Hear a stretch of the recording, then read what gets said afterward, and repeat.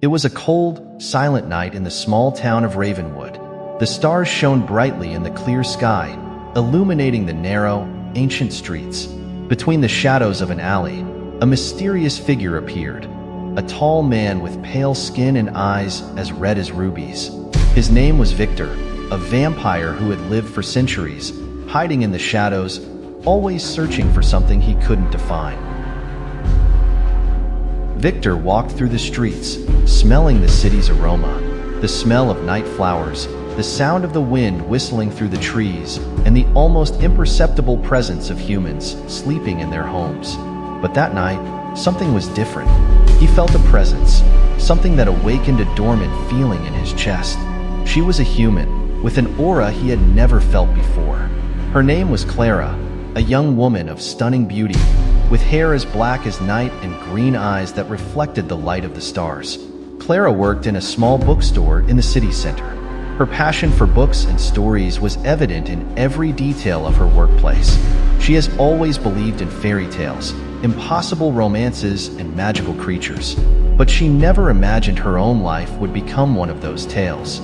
That night, as she closed the bookstore, Clara felt a presence behind her. She turned and saw Viktor, standing in the doorway, watching her curiously. "Good evening," Viktor said, his voice soft and engaging. Clara felt a shiver run down her spine, but something in his voice calmed her. "Good evening," she replied, trying to maintain her composure. Viktor entered the bookstore and began looking at the books on the shelves. "Do you like stories?" he asked, picking up a book of romance novels. Clara smiled. "Yes, I love it. Especially the ones that make us believe in the impossible." Viktor smiled back. "So you believe in vampires?" Clara laughed, thinking it was a joke. "Sometimes," she said, "in books, anything is possible." Viktor watched her for a moment before responding. "Sometimes books are more real than we think." Clara didn't know what to think, but she felt drawn to Viktor in a way she had never felt before. In the following weeks, Viktor and Clara spent more time together. He told her stories of ancient times, of places she had only read about in books, and she shared her passions and dreams with him.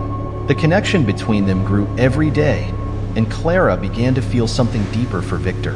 She didn't know what secret he was hiding, but she felt he was different from anyone she had ever met.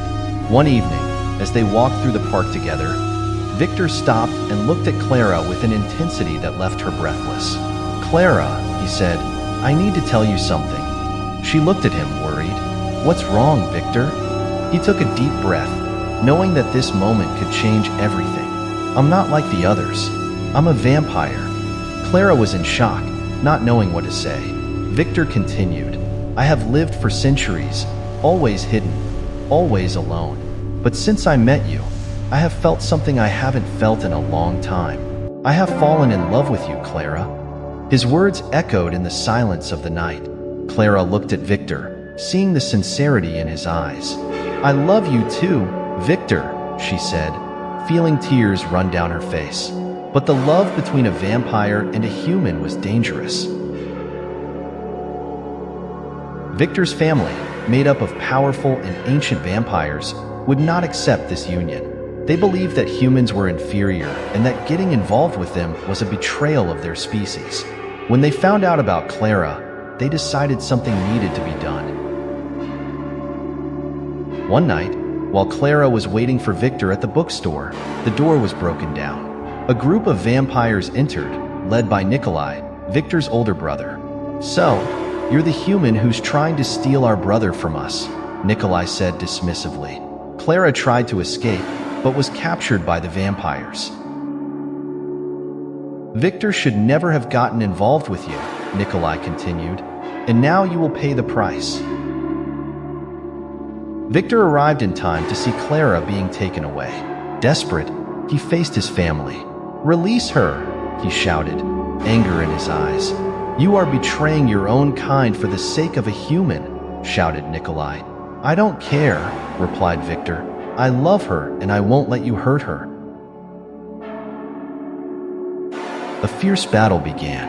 Viktor fought with all his strength, trying to save Clara, but his family was strong and ruthless. Clara, watching the scene, felt her heart break. She knew Viktor was risking everything for her. At the height of the battle, Viktor was seriously injured. He fell to the ground, bleeding. "Viktor!" Clara shouted, running towards him. With his last strength, Viktor looked at Clara. "I love you, Clara," he whispered. She held his hand, feeling the tears run down her face. "I love you too, Viktor," she replied as the vampires approached. Nikolai, seeing the scene, hesitated for a moment. He had never seen his brother so vulnerable, so human. "Please," Clara begged, "don't kill him." Nikolai looked at her, then at Viktor. Something changed in his eyes. "If you really love him," he said, "then prove it." Clara didn't know what he meant, but she was willing to do anything for Viktor. "What I need to do?" she asked. "Go away," said Nikolai. "Leave him and never come back." Clara looked at Viktor, knowing this would be the hardest thing she had ever done. "I will," she said, "if it means he lives." Viktor tried to protest, but he was too weak. Clara, no. She kissed his forehead, feeling the love and pain in her heart. "I will always love you, Viktor," she said, before walking away. Clara left town that night, knowing that she would never see Viktor again. But in her heart, she carried the love they shared, a love that transcended the barriers of time and species. And Viktor, although hurt and devastated by the loss, knew that Clara's sacrifice was proof of true love. He promised himself that one day, somehow, he would find a way for them to be together again. And so, under the light of the stars, the love story between Viktor and Clara became a legend in Ravenwood, a tale of sacrifice, courage, and eternal love.